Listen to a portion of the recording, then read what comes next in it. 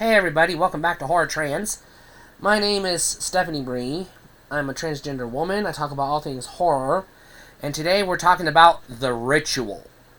I don't have a date on this, but it was mid-2010s, I think 2015-ish, somewhere in there.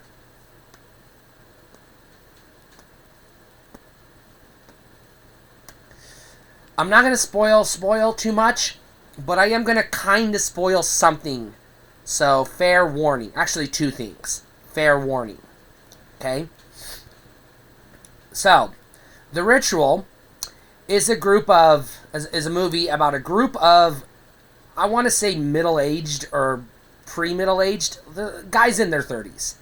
British dudes in their 30s hanging out at a bar, planning like a summer getaway guy's vacation. Like a guy bonding. It's the friend group. They're all married. Well, some of them are married and have kids. They're all grown-ups. They've started their careers.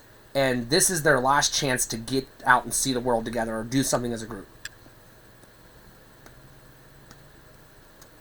And they decide that they want to go hiking in, I want to say Sweden, but don't quote me on this. Somewhere in Europe, hiking in the woods.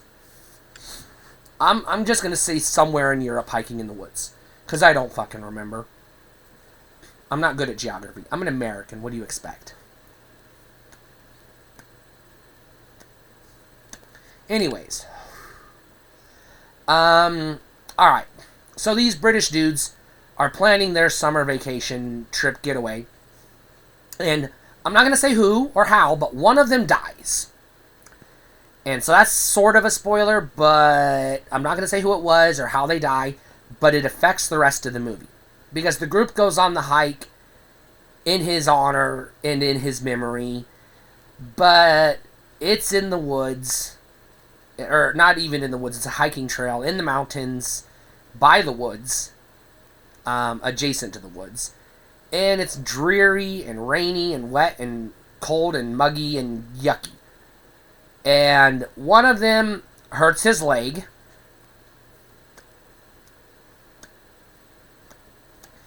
And they realize that it's quicker to take a shortcut through the woods to get to this cabin, this lodge that they're going towards, instead of going all the way around the forest. Once they get into the woods, some weird shit happens. I don't want to say what. And as it progresses, this is the last spoiler I'm going to give you. They find out that there's some eldritch god hiding in the woods, hunting them. And they encounter the cult that worships this god. And some of them get sacrificed to the god. And some of them don't. And only one survives, obviously. It's a horror film. There's always, well, not always, but, usually one survivor. And he gets out by the skin of his teeth. This is a hella scary movie. I found it terrifying. Even on a second watch, after I watched it, processed it, took some time away from it, listened to a couple of podcasts, analyzed it, went back to it, I still found it scary. Even though I knew everything that was happening, it's got a lot of tension.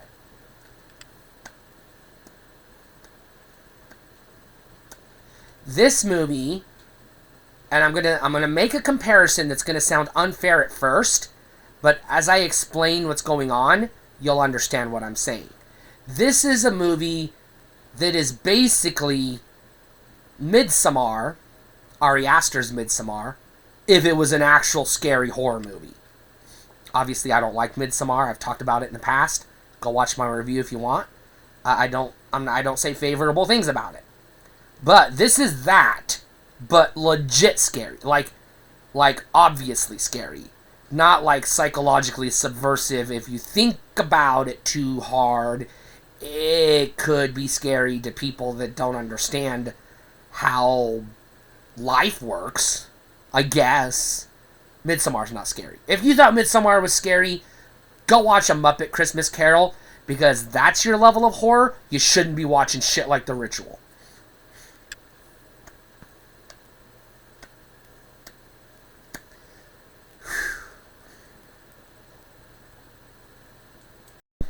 Now I'm going to explain why it's like Midsommar. The cult that worships this eldritch god, and it's a Norse god of some sort. I'm not going to get into the specifics. One, because as a pagan, I don't want to disrespect the gods. And two, it's not exactly historically accurate. But I'm okay with it because there's a lot of records of the gods that were lost. We don't know everything about the gods. We don't know everything about the pagans that worshipped them in the past. So I'm going to allow it just because I'm not going to nitpick over something we can't prove one way or the other. There is no evidence that this thing never existed. There's no evidence that it ever existed. I'm not going to make a case for it either way. In the context of the film, this god creature does exist, and it has a cult. So, you have a group of, tourists who are going to Britain.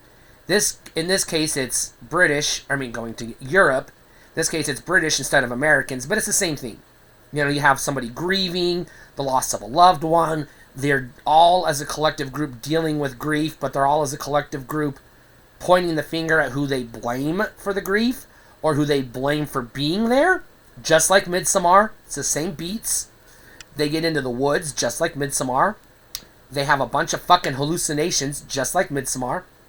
And they encounter a cult that wants to use them as a sacrifice, just like Midsommar. It has a lot of the same beats. Only it's actually scary because it takes place in the dark, in the woods, in the rain. You see ruins on the trees, and this eldritch creature is actually visibly, physically real and physically altering the environment around them, not something imaginary or elusive like what is in Midsommar, which makes this scarier because it isn't the people to be afraid of. Yeah, the people are scary too, the cultists, because they're going to trap you and sacrifice you to their god, but instead of them killing you in their god's honor, their god is going to come down and kill you in itself. And that's a lot fucking scarier because you can conceive of ways that you can escape human cultists. You cannot escape an eldritch god. If it wants to kill you and it has marked you for death, you're goddamn dead. End of story. Say your eulogy. Kiss your mom goodbye. You're dead.